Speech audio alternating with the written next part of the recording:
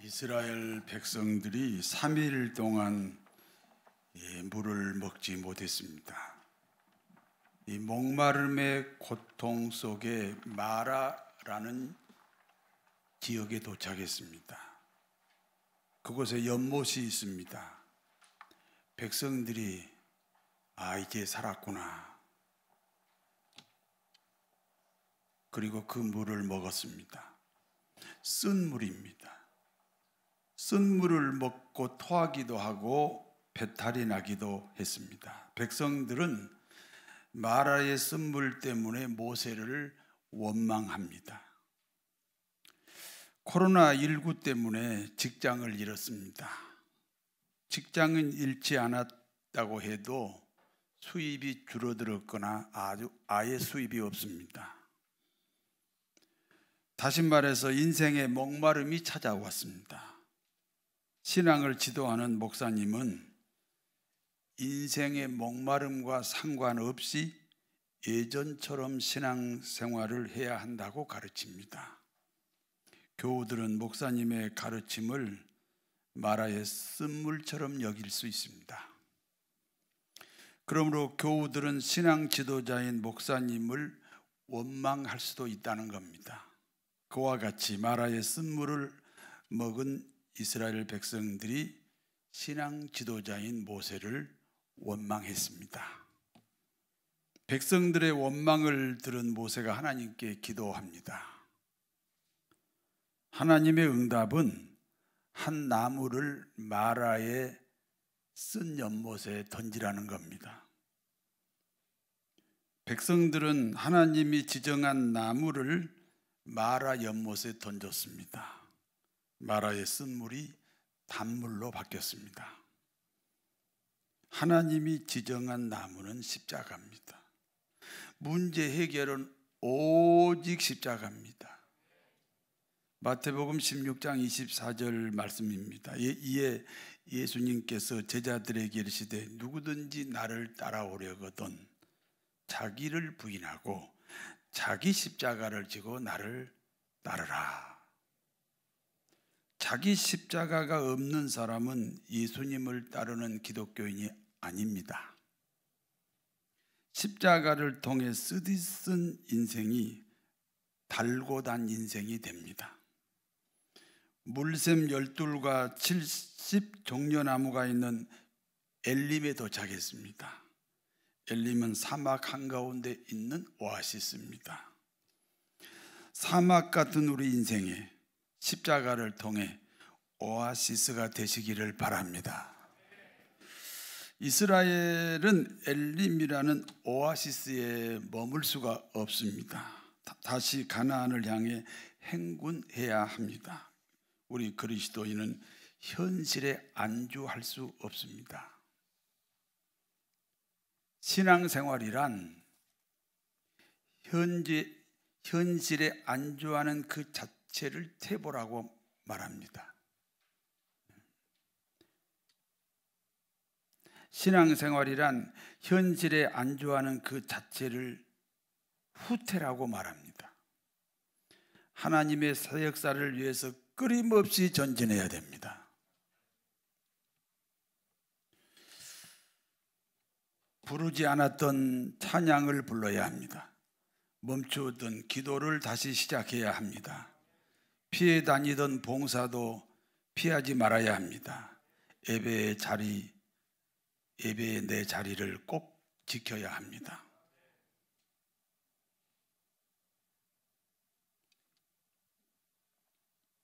이스라엘 백성들은 지독한 과거지향주의입니다.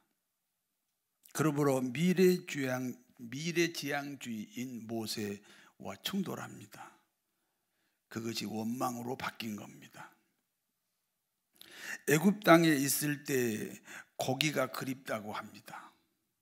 노예로 살아도 좋으니 고기 먹고 싶다는 거예요. 그때 고깃가마 곁에서 죽었어야 한다. 그렇게 말합니다. 이스라엘 백성들은 입버릇처럼 하는 말이 있습니다. 죽겠다, 죽겠다. 어떤 분은 죽겠다 하지 말라고 하니까 살겠다, 살겠다 그럽니다. 말만 바꾸면 됩니까? 여전히 마음은 죽겠답니다. 성도 여러분, 지금 죽겠습니까? 살겠습니까? 죽겠다고 하면 죽을 일이 기다립니다. 살겠다고 하면 살 수 있는 일이 있습니다. 민수기 14장 28절입니다. 그들에게 이르기를 여호와의 말씀에 내 삶을 두고 맹세하노니 너희 말이 내 귀에 들린 대로 내가 그대로 행하리라. 너희 말이 하나님 귀에 들린 대로 내가 그대로 행하리라. 그러니까 기독교인의 원망은 그 대상이 무엇이건 결국은 하나님을 향한 원망입니다. 이스라엘 백성들의 거주지인 광야는 오직 하나님의 은혜로만 살아가야 됩니다.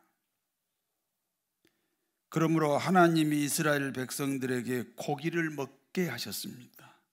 저녁에는 메추라기 떼가 날아왔습니다.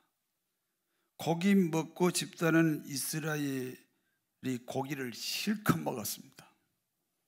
하나님은 이스라엘 백성들의 원망 때문에 메추라기를 보내주신 것이 아닙니다. 하나님의 시간표대로 고기를 먹게 하셨습니다. 여러분의 시간표에 하나님을 맞추려 하지 말고 하나님의 시간표에 여러분의 인생을 맡기시기를 바랍니다. 그러니까 고기 먹고 싶다고 원망했던 그 원망이 이제 부끄럽게 됐습니다. 원망은 시간이 지나면 반드시 부끄러운 일이 됩니다. 새벽에는 이슬이 내립니다. 출애굽기 16장 14절에서 15절을 같이 읽습니다. 그 이슬이 마른 후에 광야 지면에 작고 서리같이 가는 것이 있는지라 이스라엘 자손이 보고 이것이 무엇인지 알지 못하여 서로 이르되 이것이 무엇이냐 하니 모세가 그들에게 이르되 이는 여호와께서 너희에게 주어 먹게 하신 양식이라. 새벽에 내린 이슬은 아침 나절이 되면 사라집니다. 이슬이 사라진 자리에 작고 둥글고 서리 같은 쌀같이 생긴 것이 남았습니다. 백성들의 일용할 양식입니다. 백성들이 감격하여 이렇게 말합니다. 이것이 무엇이냐? 이것이 웬 떡이냐? 이것이 웬 은혜냐? 축복의 이름이에요. 여러분, 축복의 이름이 이것이 웬 떡이냐? 이것이 웬 은혜냐? 모세가 대답합니다. 이것은 하나님이 너희에게 주어 먹게 하신 양식이다. 그 양식의 이름이 만납니다. 이스라엘 백성들이 구름 기둥을 따라 행군합니다. 그런데 자신들을 인도하던 구름 기둥이 멈추었습니다. 그러면 그 중심에 레위지파가 성막을 짓습니다. 성막을 중심으로 나머지 11지파가 각각 자기 장막을 칩니다. 성막을 중심으로 이스라엘의 백성들이 장막을 쳤다. 교회 중심 생활입니다. 만나를 가져가는 방법이 있습니다. 출애굽기 16장 17절에서 18절을 같이 읽습니다. 이스라엘 자손이 그같이 하였더니 그 거둔 것이 많기도 하고 적기도 하나 오멜로 되어본즉 많이 거둔 자도 남음이 없고 적게 거둔 자도 부족함이 없이 각 사람은 먹을 만큼만 거두었더라. 많이 거둔 자는 남음이 없습니다. 적게 거둔 자는 부족함이 없습니다. 만나는 그날 먹을 하루분만 가져가야 됩니다. 하루가 지나면 부패해서 먹을 수가 없습니다. 오늘 받을 은혜가 있고 내일 받을 은혜가 따로 있습니다. 그래서 저는 여러분 제 설교 못 적게 하잖아요. 오늘만 은혜 받고 내일은 다른 은혜가 있기 때문에 그렇습니다.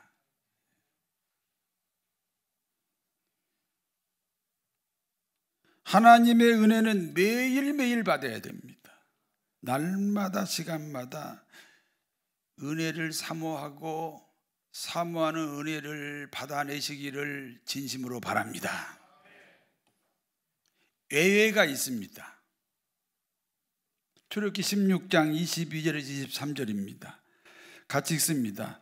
여섯째 날에는 각 사람이 갑절의 식물 곧 하나의 두 오매를 거둔지라. 회중의 모든 지도자가 와서 모세에게 알리매 모세가 그들에게 이르되 여호와께서 이같이 말씀하셨느니라. 내일은 휴일이니 여호와께 거룩한 안식일이라. 너희가 구울 것은 굽고 삶을 것은 삶고 그 나머지는 다 너희를 위하여 아침까지 간수하라. 안식일 전날은 안식일 분까지 가져갈 수 있습니다. 그러니까 안식일 전날만 이틀분을 가져갈 수 있습니다. 그날만큼은 다음 날이 되어도 그 만나가 썩지 않습니다.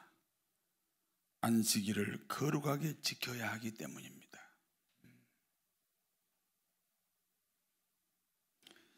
안식일은 부활 이후에는 안식일이 우리가 지키는 주일입니다.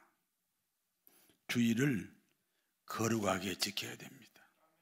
무엇을 먹을까, 무엇을 마실까, 무엇을 입을까 하지 마시고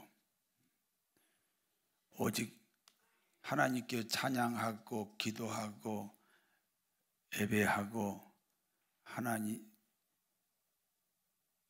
거룩하게 모시는 귀한 주일이 되어야 할 줄로 믿습니다. 여기까지가 본문의 내용입니다. 이제 본문이 주는 교훈입니다. 첫 번째입니다. 그리스도인의 삶에 새벽 이슬이 내려야 됩니다. 이슬과 비가 어떻게 다릅니까? 비는 구름이 있을 때 내리고 이슬은 구름이 없을 때 내립니다. 그러니까 이슬은 맑은 하늘에서만 내려옵니다. 그러므로 이슬이 내린다는 것은 하나님과 나 사이에 걸림돌이 없다 그런 뜻입니다. 제 인생에도 새벽 이슬이 내리던 날이 있었습니다. 저는 20대 후반부터 플라스틱 제조 공장을 했습니다. 사회생활을 전혀 안 하고 하는 건 아니고요. 직장생활 하다가 동료들과 함께 사업바람이 불어가지고 플라스틱 제조 공장을 했습니다. 처음에는 아주 불같이 일어났습니다. 제 공장은 하나인데 물량이 많아서 다른 8개 공장까지 제가 가동을 시켰습니다.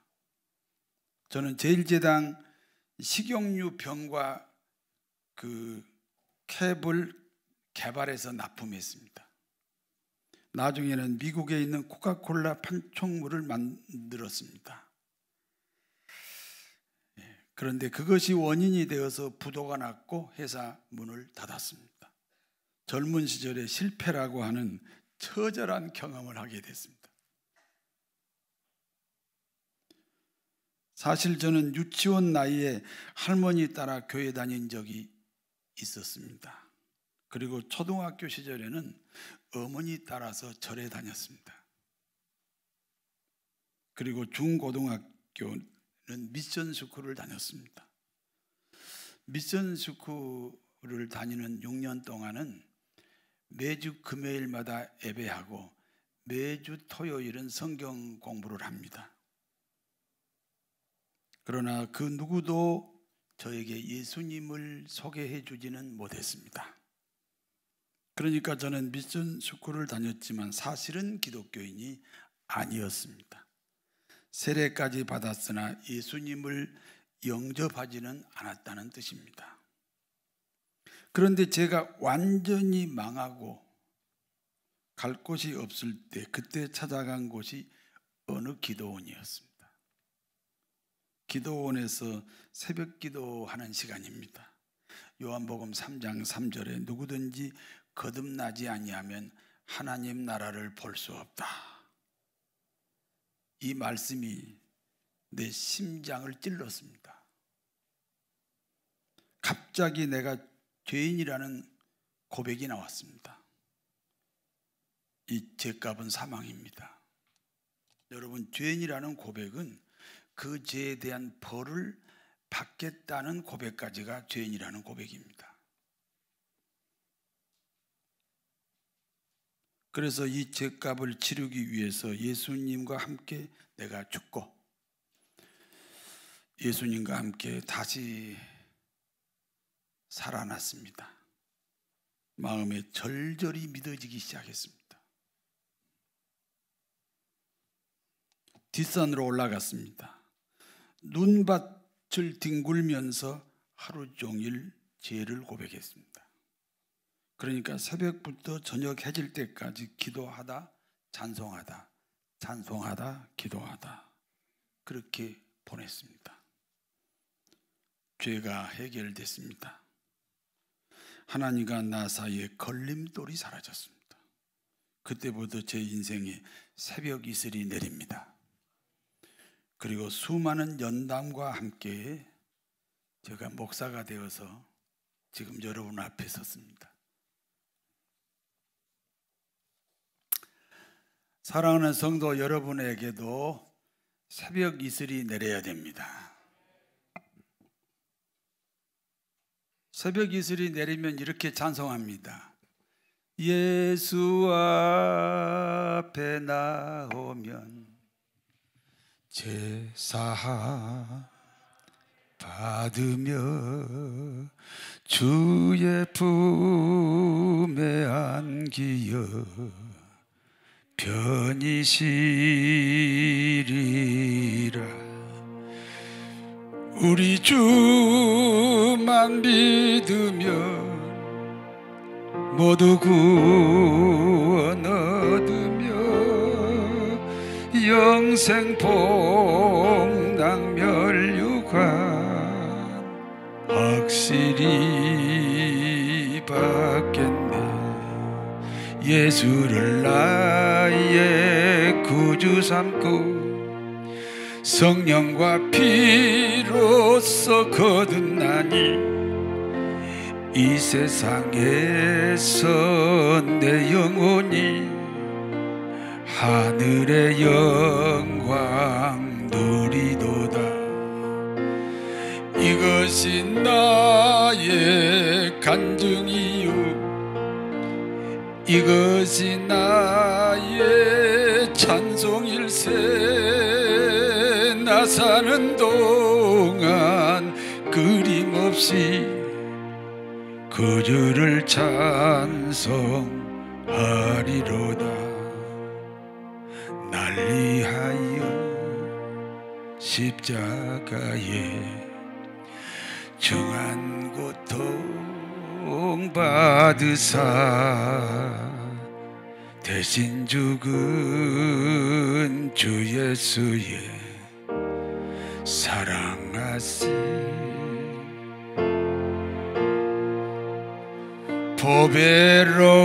보배로운 피를 흘려 영영 죽을 죄에서 구속함을 받은 우리 어찌 찬양 안 할까. 나의 생명 대신 주님 앞에 나갑니다. 주의 흘린 보혈로 정케 하사 받아주소서. 날마다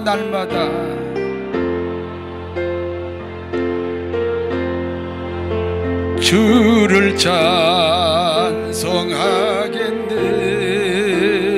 주의 사랑 줄로서 잡아매소서.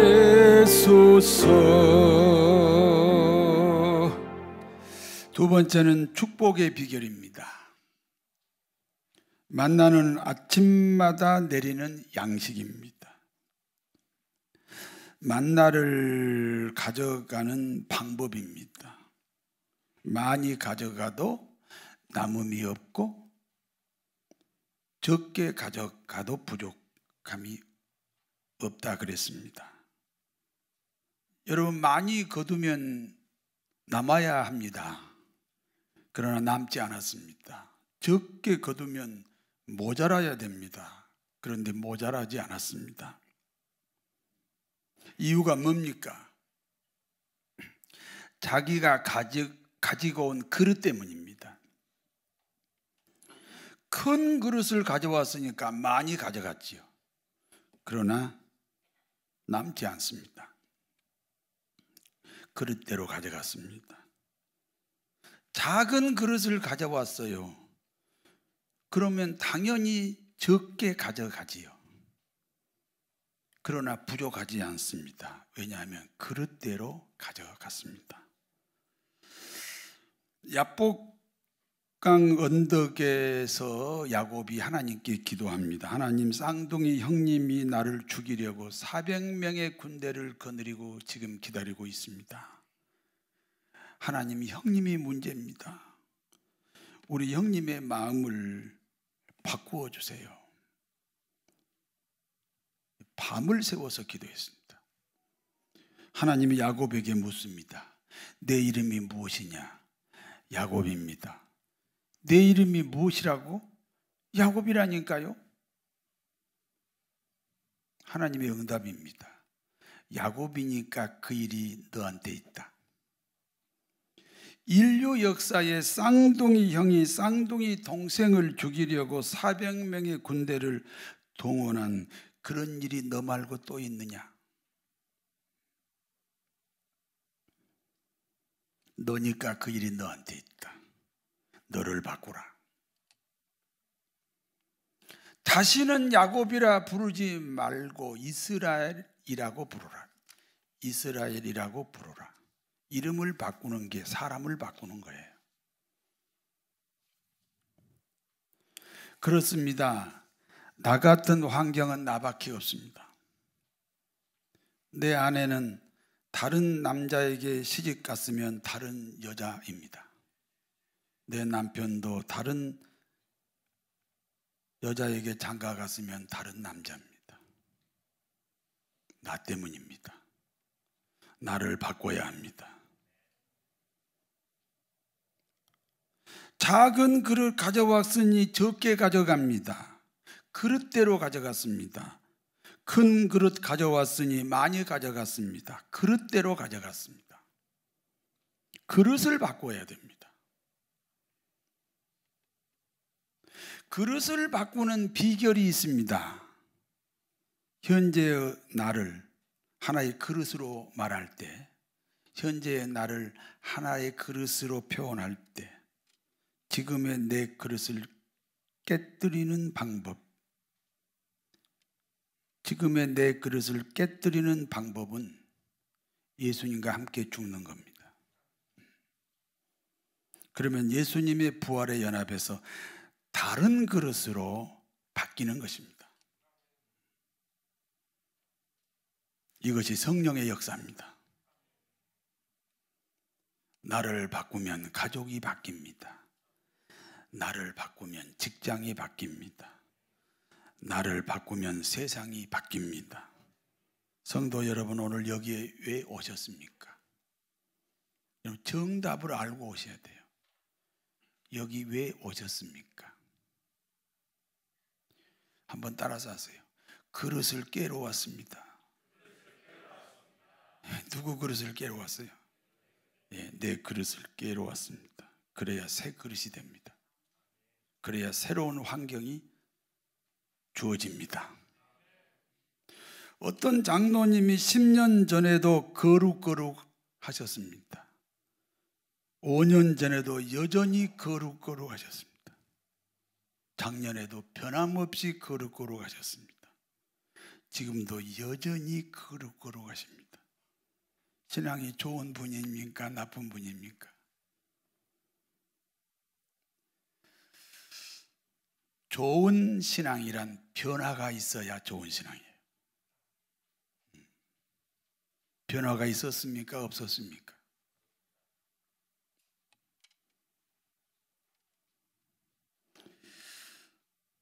여전히 거룩하시면 안 됩니다.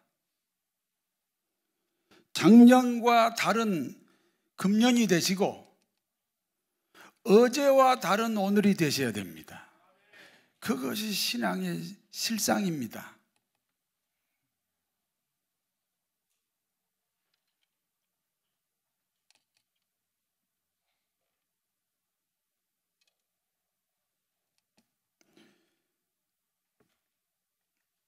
그리스도인의 삶에 새벽 이슬이 내려야 됩니다. 무엇이 하나님과 걸림돌인지,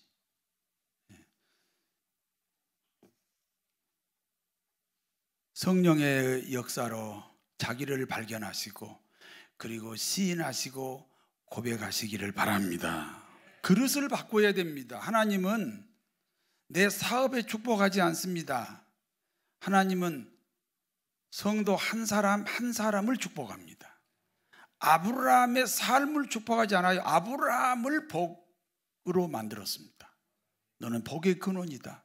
아브라함이 복을 받았어요. 그래서 아브라함이 하는 일이 다 복된 것입니다. 그릇을 바꿔야 됩니다. 나를 바꿔야 됩니다.